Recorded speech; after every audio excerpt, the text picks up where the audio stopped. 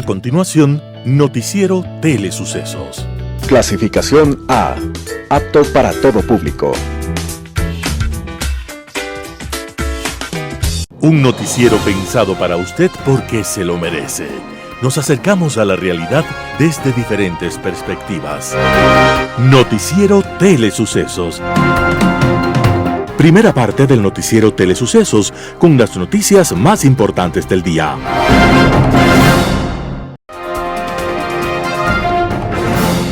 Bienvenidos a su Noticiero Telesucesos. Este espacio informativo llega gracias a Preescolar El Parque. Estamos seguros de ser únicos por haber creado un lugar especial en que las fantasías de los niños se hacen realidad y haber desarrollado un lugar excepcional para crecer, aprender y ser felices. Con orgullo tenemos la certeza de que somos el centro de desarrollo infantil más avanzado de la ciudad. Comuníquese al 099 73 72 081. Sean ustedes bienvenidos a su Noticiero Telesucesos. Un día como hoy. Dicen los estudiosos que el poder no cambia al ser humano, que solo lo descubre. Libres de trabas y censuras, llenos de soberbia, los humanos, cuando llegan al poder, permiten que salgan de su alma todos los demonios y que esos demonios controlen su destino. Uno de esos personajes fue Maximiliano de Robespierre, máximo dirigente de la Revolución Francesa, que, una vez en el poder, se convirtió en otro, o mejor, en verdad, se convirtió en el verdadero ser que llevaba dentro.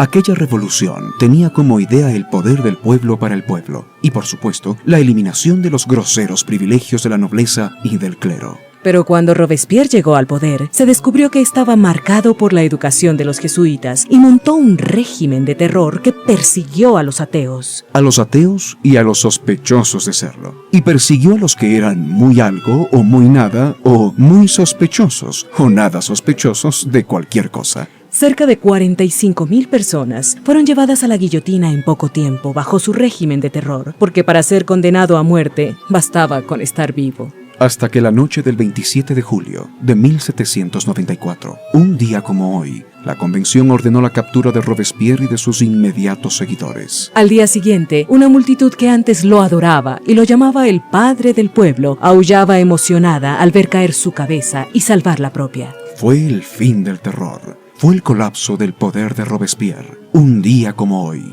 27 de julio de 1794. Y la historia sigue siendo testigo de que el poder no cambia a los humanos, solamente los descubre. Las principales noticias del día. Titulares. Lenín Moreno enfrenta 5 investigaciones en su contra. El presidente anunció que habrá veto para la reforma a la ley de comunicación.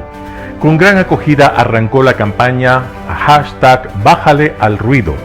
Policía desarticula a la banda delictiva Los Lagartos. En el segmento de opinión, Semanas de Libertad. En política internacional, la persistencia del mito. Los editoriales serán de Hernán Pérez Luz, El Último Círculo, Martín Pallares, Yunda Churuchumbi. Otro globo de ensayo. Noticias del día. Lenín Moreno enfrenta 5 investigaciones en su contra. Entre el 25 y 26 de julio del 2022, la Fiscalía General del Estado realizó 2 diligencias investigativas alrededor del expresidente Lenín Moreno. El lunes 25 de julio, agentes fiscales revisaron la casa del exmandatario. Los investigadores buscan indicios relacionados con piezas patrimoniales que supuestamente desaparecieron del Palacio de Carondelet. El martes 26, en cambio, la Fiscalía revisó las instalaciones de la Presidencia de la República como parte de la misma investigación. Según la Secretaría General de Comunicación, SECOM, el presidente Guillermo Lasso dispuso la colaboración de todas las unidades administrativas en este proceso. Esta es apenas una de las 5 investigaciones que la Fiscalía General mantiene abiertas y que involucran al expresidente Lenín Moreno. Según la Constitución y el Código Integral Penal COIP, la Fiscalía tiene la obligación de investigar todos los presuntos delitos. Estos se conocen a través de denuncias, partes policiales, informes de organismos de control o pronunciamientos judiciales. 1 año y 2 meses después de que Moreno salió del poder, los 5 casos siguen en investigación previa. Es decir, todavía son reservadas y están en etapa preprocesal. si la Fiscalía encuentra indicios suficientes para formular cargos. Caso contrario, podría archivar los casos. El COIP establece un plazo máximo de 2 años para las investigaciones previas. El caso INAPAPER, que es el más antiguo, ya rebasó ese tiempo. La indagación se abrió en 2019 y aún no se han formulado cargos. Las últimas diligencias públicas relacionadas con ese proceso fueron en febrero del 2022. Las otras investigaciones, en cambio, se abrieron en 2021 y 2022. Es decir, todavía están dentro del plazo legal para que continúen las investigaciones. El presidente anunció que habrá veto para reforma de ley de comunicación. El presidente Guillermo Lasso anunció que habrá veto a la reforma de la ley de comunicación. Lo hizo en el cantón Olmedo, en Manabí, hasta donde llegó a un acto simbólico de lanzamiento de tipología de vivienda sostenible de bambú y la colocación del programa integral de bambú. El jefe de Estado señaló que no se debe adelantar conceptos sobre el análisis de la normativa, que ya lo está realizando el Departamento Jurídico de la Presidencia de la República, pero enfatizó que se respetará la libertad de expresión. Ante el periodo de diálogo con el Ejecutivo realizado por Virgilio Saquicela, presidente de la Asamblea Nacional, Lasso declaró que en ese tema está encargado Francisco Jiménez, ministro de Gobierno.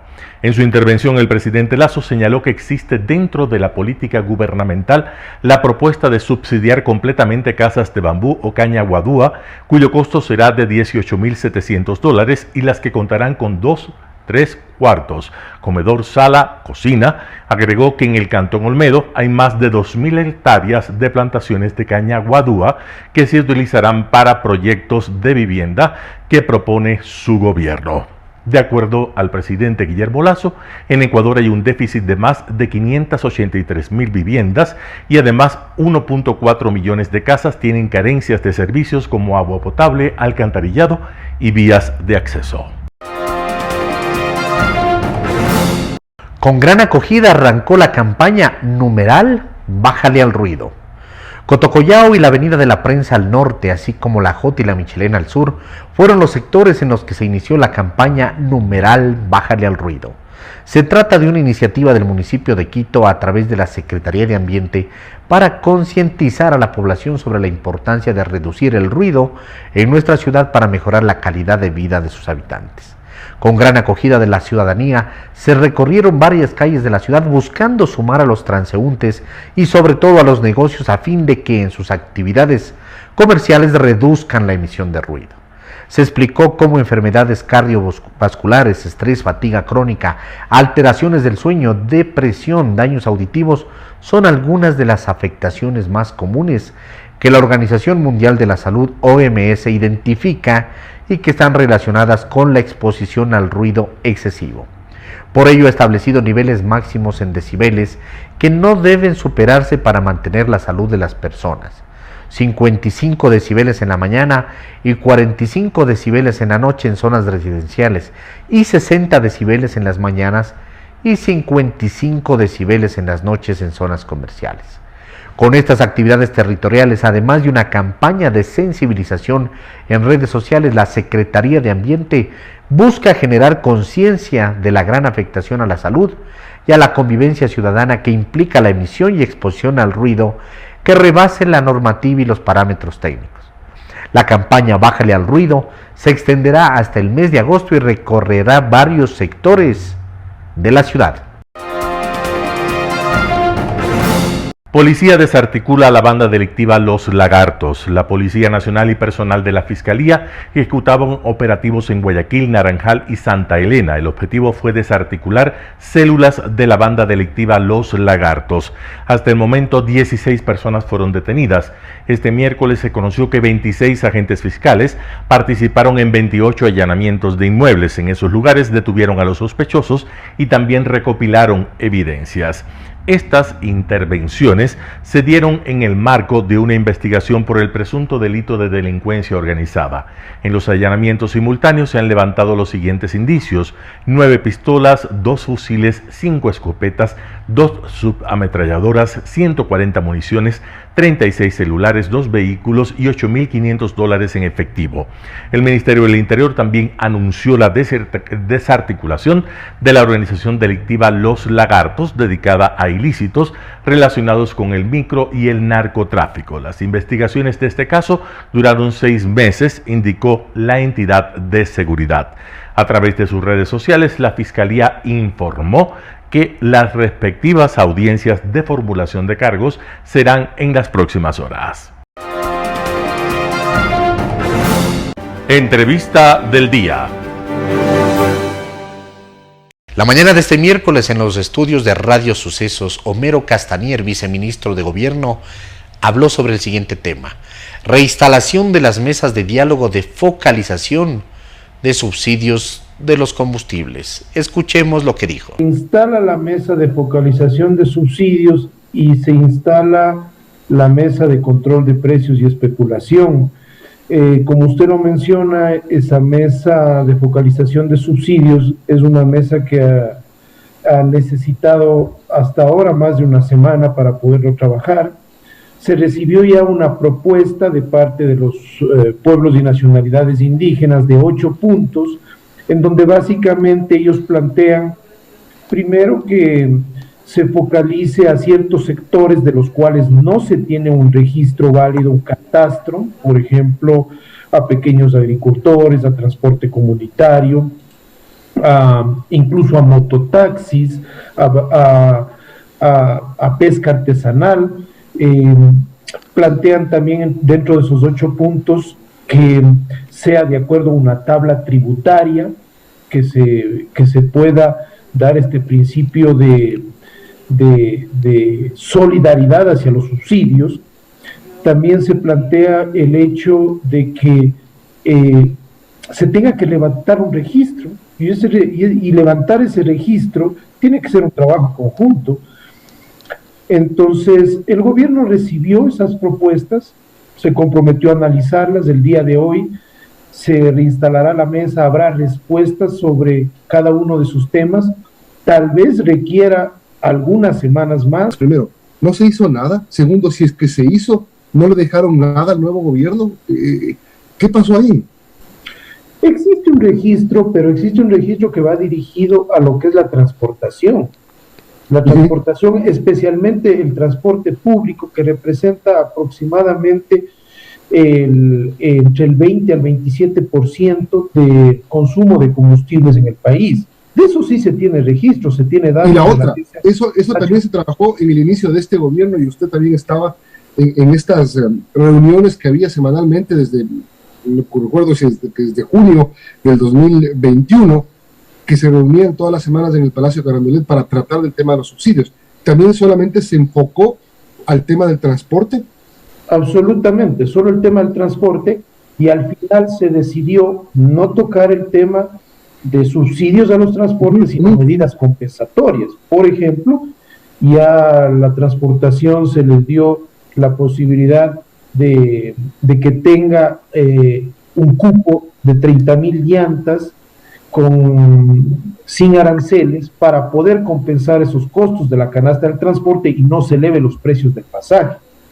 Entonces, pero por ejemplo, el rato que ya ahora los dirigentes de los pueblos y nacionalidades indígenas hablan ya de subsidiar a la economía comunitaria, a los pequeños agricultores, al transporte comunitario, de eso no se tiene un registro. ¿Cómo se va a hacer? ¿Cómo se va a operativizar el tema logístico? Eso no es un tema sencillo, y a lo mejor eso tome algunas mesas más, ¿no? Esperemos que el día de hoy, en esta reinstalación, se puedan intercambiar estos criterios cuando ya se ha recibido una propuesta, y que no es una propuesta que actualmente es viable, porque no se tiene, repito, un catastro adecuado para subsidiar a los sectores que ellos plantean. ¿Quién debería hacer o qué entidad debería hacer ese registro? ¿Es por rama? ¿Es por ANT, por ejemplo? la Agencia Nacional de Tránsito debería tener el registro de las camionetas comunitarias, el Ministerio de Agricultura a lo mejor tener el registro de toda la maquinaria que se utiliza en el campo. ¿Cómo se canalizaría? Digamos, desde el Estado ya se debería saber a quién le toca hacer ese registro. A ver, llegamos a 4 coincidencias. Primero, que la focalización tiene que ser eficiente. Estas son coincidencias que llegamos en estas mesas. Segundo, que tiene que tener el principio de que tiene que el subsidio llegar a quien no puede pagar, en este caso el valor real del combustible, un principio de solidaridad. Tercero, que los ahorros que se podrían dar en esto tienen que ir a programas sociales. Y cuarto, lo que usted menciona, que se levante esta información, este catastro, este registro. Por ejemplo, en el transporte comunitario, que es muy común en nuestros sectores rurales, existen, por ejemplo, camionetas, existen vehículos que realizan transporte de comunidad a comunidad. Muchos de ellos no salen ni siquiera a las vías principales, es decir, es para un transporte, supongamos, incluso para llevar a niños de una escuela, de una comunidad, y la mayoría de personas que realizan este tipo de servicios lo hacen de manera informal. Ese es el problema. Y ahora la Agencia Nacional de Tránsito aprobó un reglamento y la idea es que se empiece a formalizar incluso por temas de seguridad. Y van a querer formalizarse ellos, esa es la pregunta, porque la formalización implica incluso hasta costos a veces, implica trámites, implica procesos, implica formalizarse. Y lo que usted iba a decir, seguramente me voy a adelantar a lo que usted iba a decir, no se puede llevar a gente en los baldes de las camionetas, eso ahí es un incumplimiento de la normativa de tránsito, por ejemplo. O sea, son temas que ellos están dispuestos a cumplirlos. Por eso, en esas coincidencias se habló de un trabajo conjunto. Es decir, no es simplemente queremos para estos sectores y ustedes verán cómo hacen. No, claro. Debemos buscar los mecanismos para que se pueda canalizar y llegar, por ejemplo, a un término de consensos de acuerdo como se llegó en la mesa de la banca pública, privada y de cooperativas. Por otro lado, Juan Pablo Grijalva, gerente general de la Asociación de Ganaderos de la Sierra y Oriente, AXO, habló en Radio Sucesos sobre la campaña de vacunación contra la aftosa. Veamos la nota. Hablar sobre la fiebre aftosa, y hay una novedad porque el Ecuador vacunará contra la fiebre aftosa a 4.6 millones de cabezas de ganado bovino en un proceso que terminaría este 31 de agosto y en el que se invierten unos 5.5 millones de dólares, según informó este lunes el Ministerio de Agricultura y Ganadería.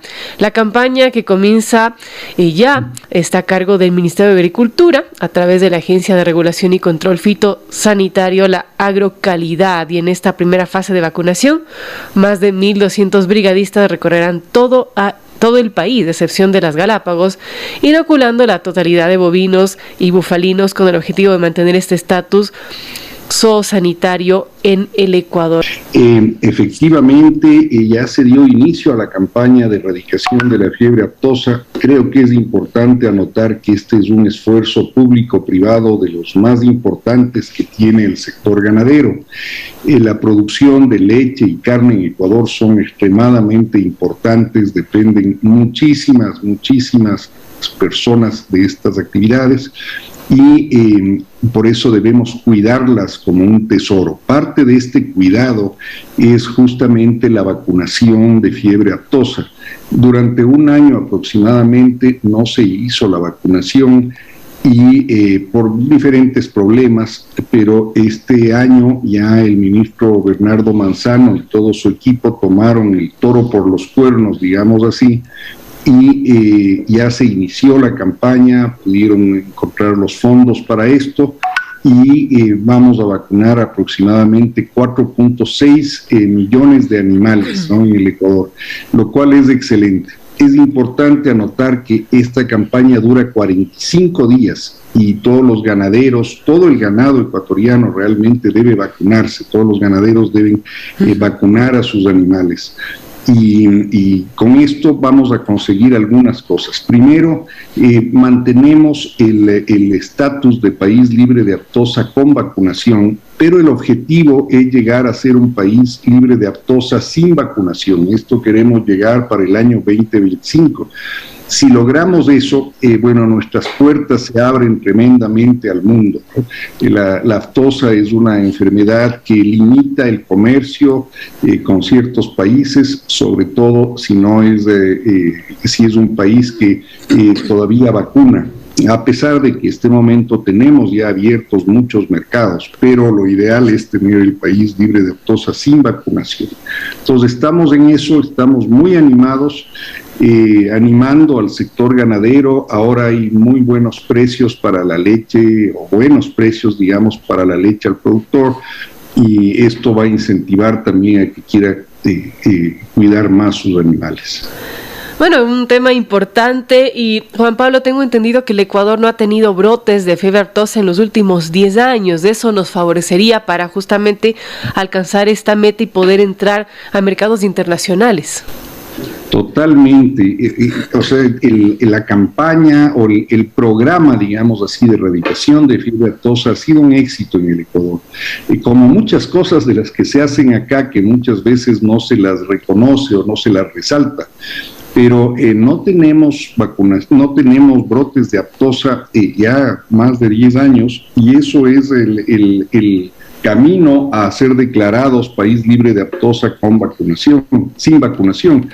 Ahora, es importante anotar que durante este año que no se vacunó, el Ministerio de Agricultura, su organismo Agrocalidad, hizo un buen trabajo de vigilancia epidemiológica. Esto significa, bueno, no solamente el programa depende de la vacuna, depende de muchos otros factores. Uno de esos es que estén todos los animales controlados, y si pasa alguna cosa, una sospecha en algún lado, inmediatamente se cierra ese lugar para que no se difunda la enfermedad. Y el Ministerio ha hecho un gran trabajo en ese sentido. Y bueno, se ha probado que el programa ha funcionado, o sea que hubiéramos podido tener brotes sin la vacuna este último año, pero no ha sido así, o sea que estamos con una inmunidad muy fuerte. Lo importante es que se vacune en el menor tiempo posible, o sea, 45 días, la mayor cantidad de animales, y eso ayuda a que el virus vaya bajando de nivel en el Ecuador, ¿no? Es lo que tratamos ahora.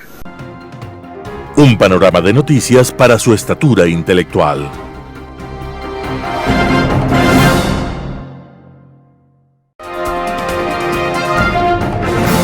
Opinión.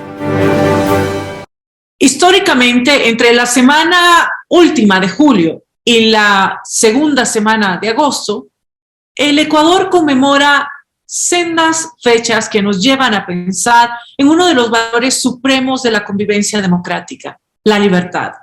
El 25 de julio se conmemoró la fundación de Guayaquil, una ciudad caracterizada por ser el motor económico del país, por sobreponerse a las adversidades que ha afrontado a lo largo de su historia y por defender la libertad. Uno de sus hijos predilectos, el poeta y abogado José Joaquín de Olmedo, escribió la canción Al 9 de octubre, en la cual hace una oda a la libertad, y es justamente este canto el himno a Guayaquil, manifestando el espíritu libertario del puerto principal. Posteriormente, el 2 de agosto conmemoramos el sacrificio de los próceres de la gesta del 10 de agosto de 1809. Este cruel asesinato pretendió dejar un precedente en la Real Audiencia de Quito para evitar un nuevo intento de autogobierno, pero en lugar de apagar la antorcha de libertad, esta se encendió aún más, generando el inicio del proceso de emancipación de toda la América hispana. Y esa llama empezó aquí en nuestra ciudad, en Quito, el 10 de agosto de 1809. Si bien existe un antecedente en Bolivia, el 25 de julio del mismo año, la trascendencia cultural de esta fecha fue más allá de la Real Audiencia de Quito y le valió a la capital, a nuestra ciudad, el nombre de Luz de América, llamada así por un sacerdote chileno a mediados del siglo XIX. Y para muchos, el 10 de agosto se constituyó en la primera y quizá la única fecha cívica nacional. Si bien no se consiguió la emancipación de España con el establecimiento de la Junta de Gobierno de Quito, este primer intento de autogobierno fue el reflejo de lo que siempre ha sido la gente de nuestra ciudad. Gente resistente a los tiranos y forjadora de su destino. Semanas en que la libertad estará en las conversaciones de los medios de comunicación, de los ciudadanos y sobre todo de los políticos. Aunque muchos de ellos huyen de ella y la rechazan, tal como lo hicieran 63 asambleístas del pasado 21 de julio, cuando le negaron la oportunidad al país de tener una ley que garantice, promueva y proteja la libertad de expresión de todos los ciudadanos. Amigos, emulemos a quienes nos heredaron la libertad. Esta debe ser un modo de vida que nos permita ejercer nuestra voluntad hacia un objetivo, hacia una forma de vida, hacia la construcción de un país. Que los discursos, los cánticos y las odas a la libertad no se queden en letra muerta, que enciendan su llama en nuestros corazones. Muchas gracias. Global Hoy con Alan Carney. Sin duda alguna, los mitos son parte esencial de todas las culturas humanas. Aquel set de creencias que buscan dar explicación a fenómenos incomprensibles a los que cada día la naturaleza exponía al hombre. Pero el mito no se limita a esa explicación natural, tal vez la menos importante, sino que se amplía a la posible actuación humana frente a esos fenómenos y a las figuras mitológicas divinas y semidivinas que los encarnan. Esos hombres o mujeres que se relacionan y que muchas veces se enfrentan con dioses o diosas o cumplen tareas sobrehumanas para ellos, son los llamados héroes, que pasan a ser modelos y patrimonio anímico vital de las culturas que los producen. Como en tantos campos, los antiguos griegos nos han legado un vasto corpus de mitos y una nutrida partida de dioses y diosas dedicados a muy humanas actividades con sus sobrehumanas capacidades. Muchos de esos mitos, por el conocimiento que de ellos tenemos, pues la matriz cultural mítica de la cultura occidental se remonta por una parte a los mitos griegos y por otra a los mitos judíos, como lo explica y desarrolla Robert Grace, el historiador y antropólogo inglés, autor de 2 imperdibles libros homónimos. Han servido para ilustrar conceptos en campos como la psicología, donde Sigmund Freud define con el nombre de complejo de Edipo o de Electra 2 afectaciones que él ha encontrado en sus estudios. Uno de los más bellos textos del escritor y filósofo francés Albert Camus nos narra desde la perspectiva y condición humana el mensaje de Sísifo, personaje trágico al que Camus nos devuelve como modelo de dignidad en su obra El mito de Sísifo. Prometeo, el dios que roba el fuego del cielo para regalárselo a los hombres, siendo castigado por Zeus por este hecho para toda la eternidad, es uno de los primeros salvadores de la humanidad, doliente y temerosa en la oscuridad. Otros mitos se refieren al origen del mundo y al papel que los dioses tienen reservados en él para los fundadores o patriarcas de los pueblos. El Génesis bíblico es un mito de la creación, como el de Rómulo y Remo lo es de la fundación de Roma, o el de Amaterasu, la diosa japonesa fundadora de las dinastías japonesas que se remontan hasta ella para respaldar su origen divino. Entre los héroes míticos, nuevamente los griegos nos aportan un caudal de figuras como Hércules y sus 12 trabajos imposibles, o Teseo y su lucha con el Minotauro, que era la encarnación del monstruo, o el de Jasón y sus argonautas que se lanzan a explorar y a revelar el mundo en su búsqueda del vellocino de oro. Pensar que el mito es cosa del pasado sería engañarnos gravemente. La naturaleza del ser humano, sus esperanzas y temores, sus amores y sus odios, son sorprendentemente parecidos a los de nuestros ancestros y por razones obvias. No estamos a más de unos 3000 años de ellos, a minutos, hablando del tiempo en términos cósmicos, que como Homo sapiens estamos en este mundo, y eso por no extendernos a los millones de años que como primates en evolución llevamos a cuestas. Detrás de los mitos se esconde la memoria instintiva de la especie y su presencia inconsciente sigue ahí, profunda y actuante, para nada relativa ni comprensible por la razón y la inteligencia. Tras el delgado barniz de civilización con el que nos pintamos, acechan otras memorias y otros demonios y ángeles que cada cierto tiempo afloran y se revelan, tomando control de nuestra historia.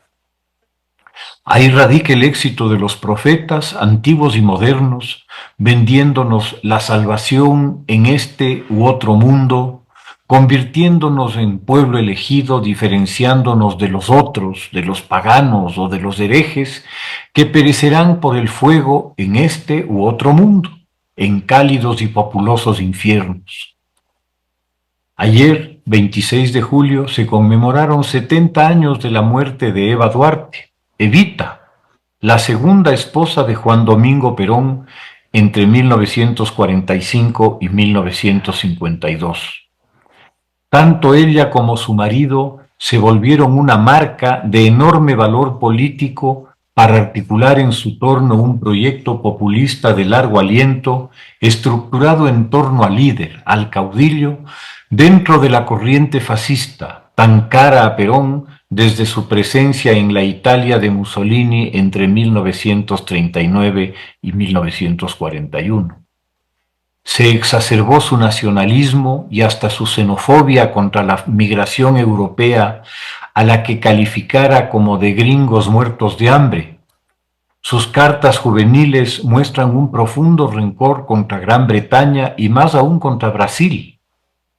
Terminada la Segunda Guerra Mundial, Argentina se halla en una inmejorable situación económica por sus masivas exportaciones de alimentos a una Europa desolada por la guerra. Está entre las 7 economías más importantes del mundo y se le abren unas perspectivas de progreso extraordinarias. Justamente en ese año asume la presidencia de la nación el general Perón y se casa con Eva Duarte. La acción política del nuevo gobierno dedica al asistencialismo para sectores populares los grandes recursos de que dispone con fines políticos evidentes.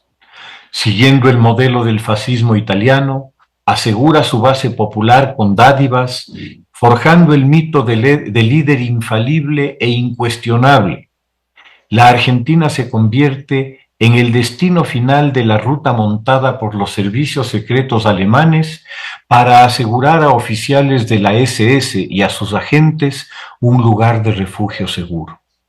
La ruta pasa por España, a la sazón gobernada por el Generalísimo, de la misma tendencia ideológica que más tarde, cuando Perón deba escapar de la Argentina, le devolverá el favor acogiéndolo en aquella España, último reducto del fascismo europeo.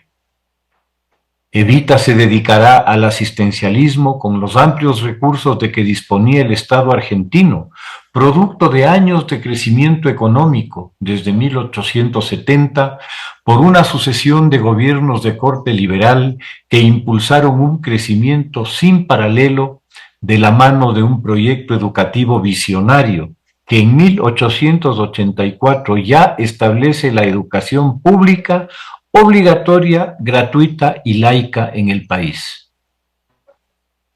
Esa loable opción por los pobres de Evita está acompañada de una retórica virulenta contra todo lo que ella careció, encarnada en la alta sociedad porteña, con la cual la enemistad es perpetua y la vuelve una heroína popular.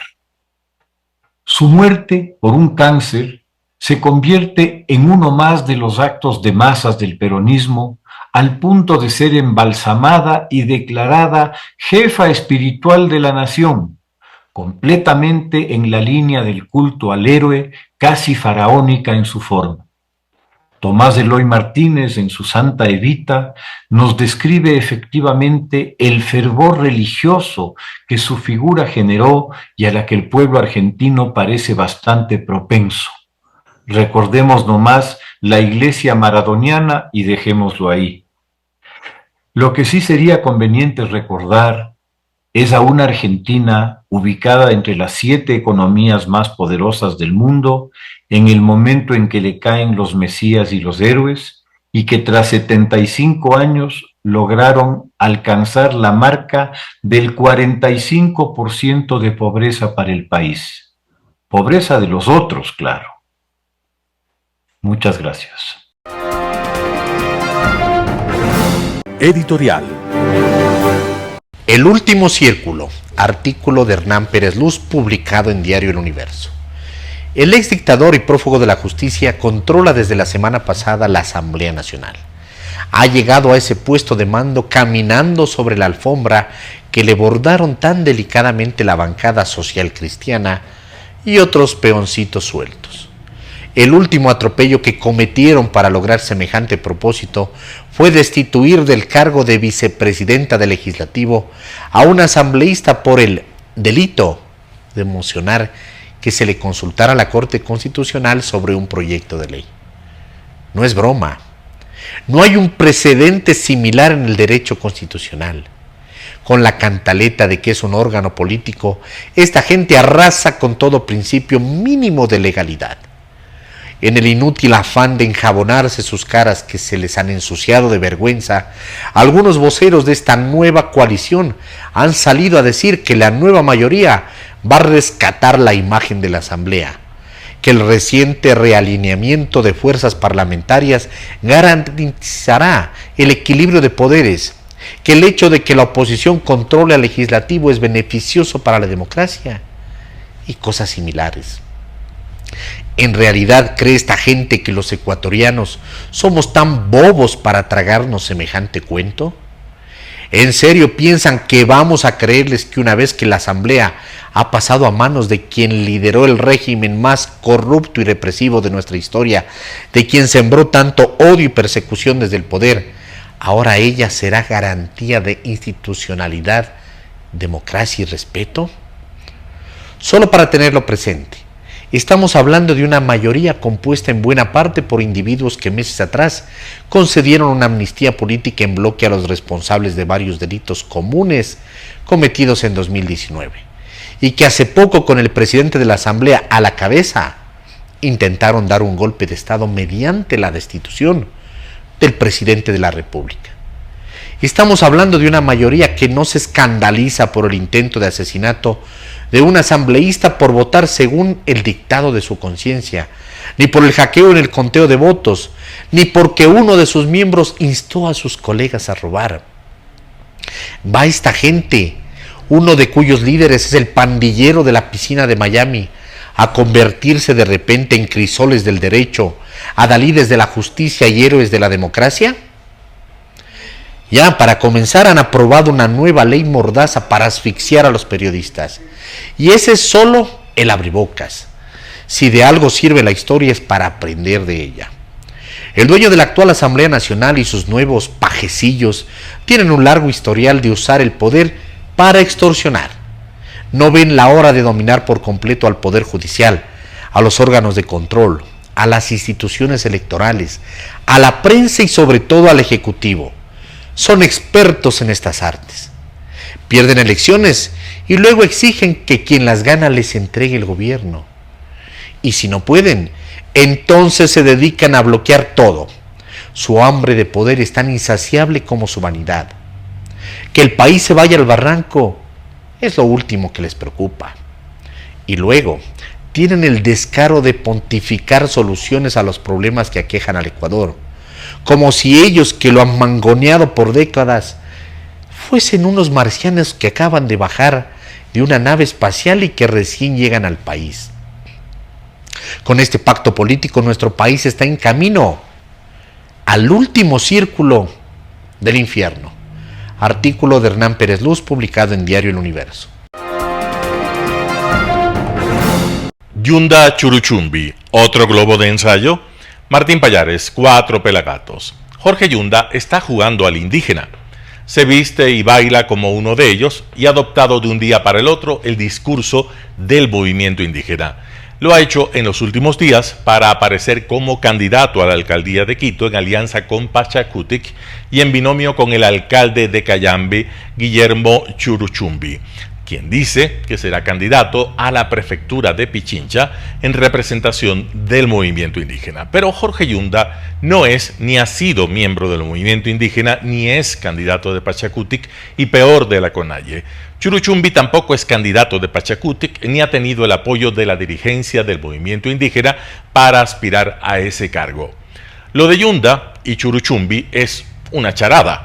Sobre sus supuestas candidaturas no hay una sola mención en las redes sociales de Pachacutic ni de la CONAIE. Es más, según dijo a 4 pelagatos Cecilia Velázquez, dirigente nacional de Pachacutic, hasta el 7 de agosto no hay ninguna candidatura en firme.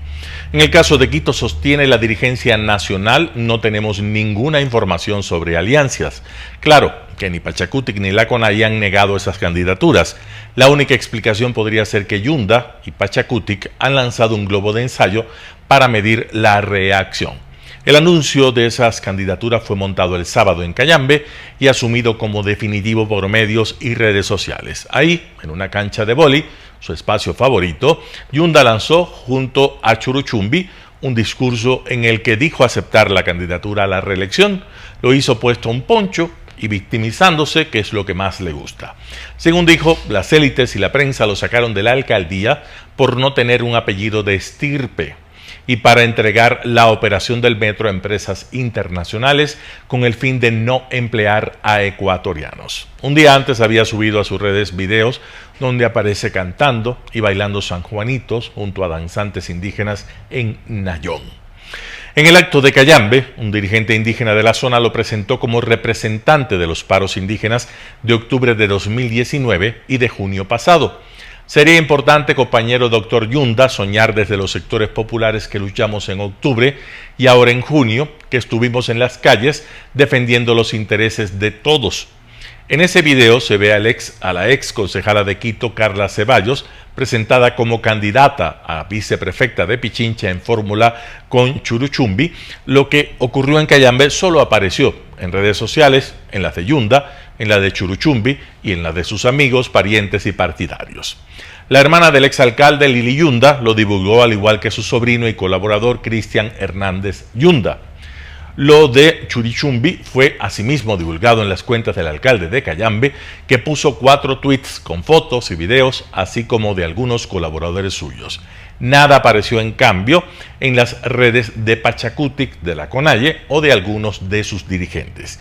El anuncio de esas 2 candidaturas se produce en medio de un escenario electoral enredado. Para comenzar, Yunda aún no tiene luz verde para ser candidato. Hace falta un fallo del Tribunal Contencioso Electoral que el 12 de julio admitió una apelación a la decisión de ese organismo de quitarle sus derechos políticos.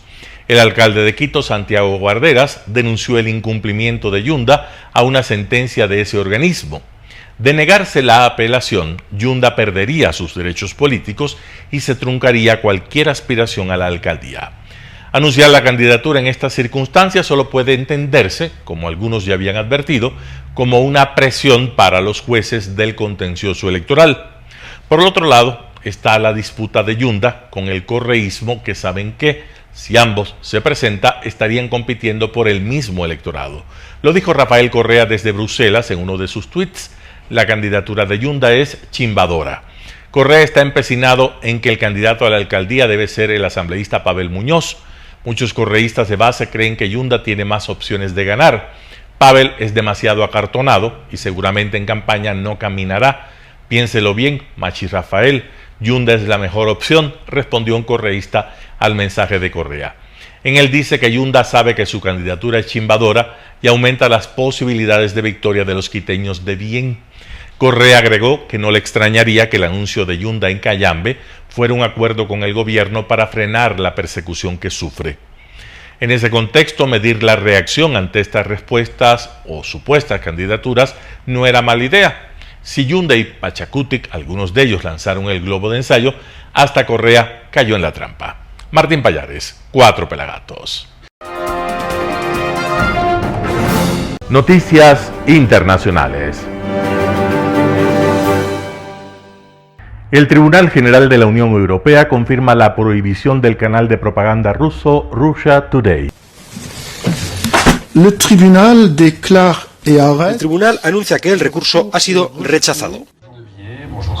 Con estas palabras, los jueces encargados del caso consideraban que la decisión del bloque el pasado mes de marzo de silenciar RT estaba justificada y que no pone en peligro la libertad de prensa. El tribunal añade que debido a la extrema urgencia por la guerra, la rápida introducción de la prohibición no infringió el derecho del canal a ser visto.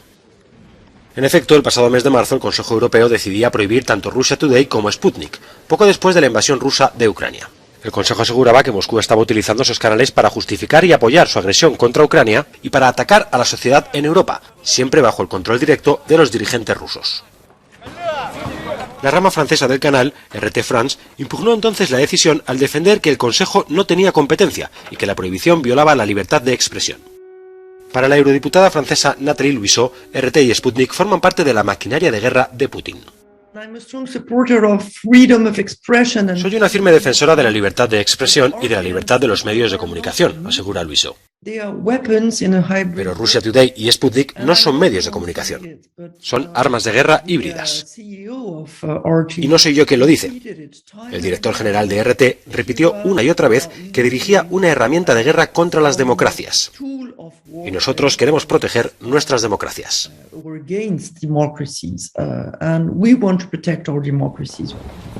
Dmitry Peskov, portavoz de Vladimir Putin, denunció entonces la sentencia diciendo que era un ataque a la libertad de expresión y a la libertad de prensa. Peskov también advirtió de que, a modo de represalia, Rusia podría obstaculizar el trabajo de los medios de comunicación occidentales en su territorio. La Unión Europea anunció un acuerdo que busca reducir su dependencia del gas ruso. Los continuos altibajos de Moscú con su suministro de energía a Europa como respuesta a la guerra en Ucrania llevaron a los países miembros de la Unión Europea a alcanzar un acuerdo histórico para frenar su consumo de gas natural y evitar así un colapso energético. Salvo algunas excepciones, el consumo de gas natural se reducirá voluntariamente un 15% en casi un año y representa un paso importante en la gestión para independizar al bloque de la energía rusa frente a las vulnerabilidades que emergen cuando el Kremlin usa el gas como un arma política. La estrategia es mantener el precio alto en Europa y por lo tanto hacer que el precio político sea cada vez más alto y al mismo tiempo dividir Europa y también romper la solidaridad con Ucrania. Este Consejo de hoy con su decisión ha enviado una señal fuerte y decidida en contra de eso y creo que eso también se escuchará en Moscú. Europa no se puede dividir. Entre tanto, el nuevo jefe de la Agencia Espacial Rusa anunció este martes que Rusia abandonará la Estación Espacial Internacional después de que expire su compromiso actual a fines de 2024. Sin duda, cumpliremos todas nuestras obligaciones con nuestros socios, pero se ha tomado la decisión de retirarse de la emisora después de 2024. Creo que para ese momento comenzaremos a formar una estación orbital rusa.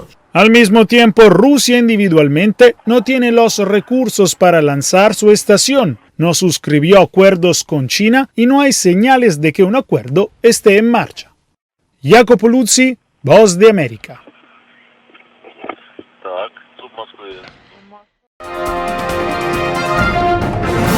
Conmoción en el funeral de los policías asesinados por el Clan del Golfo, conocido como la banda más poderosa del narcotráfico colombiano.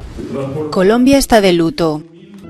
La policía colombiana ha celebrado el funeral de los agentes asesinados por el Clan del Golfo, conocido como la banda más poderosa del narcotráfico colombiano. Tras la extradición a Estados Unidos del capo Otoniel a principios del pasado mayo, la pandilla criminal ha exhibido su fuerza asesinando a policías a cuentagotas. Ya son una veintena de fallecidos. Los ataques se han intensificado estos últimos días antes de que el recientemente electo Gustavo Petro asuma el cargo el 7 de agosto. que superada su condición mortal... El izquierdista planteó negociaciones jurídicas para que las mafias del narcotráfico se sometan a las reglas del Estado a cambio de beneficios penales. Ahora, el clan aumenta el nivel de violencia para poder presentarse en estas conversaciones como un actor clave capaz de desescalar las agresiones. Al menos 5 miembros del clan han sido abatidos y una decena capturados en la contraofensiva policial.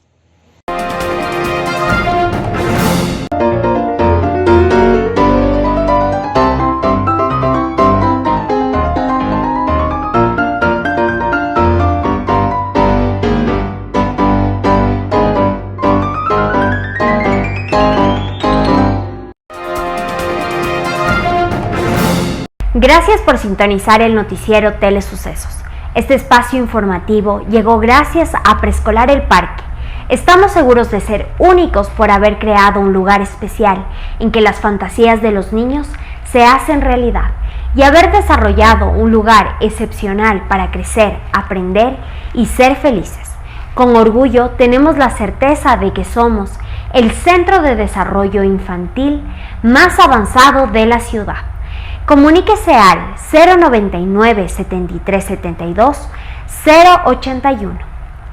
Síganos en nuestras redes sociales: Facebook Telesucesos Quito, Instagram @telesucesos_, Twitter @telesucesos29, YouTube Telesucesos HD y en nuestra página web www.telesucesos.net. Hasta mañana. El noticiero Telesucesos es retransmitido de lunes a viernes a las 7 horas por Radio Planeta Sur 106.1 FM de la ciudad de Loja. Noticiero Telesucesos.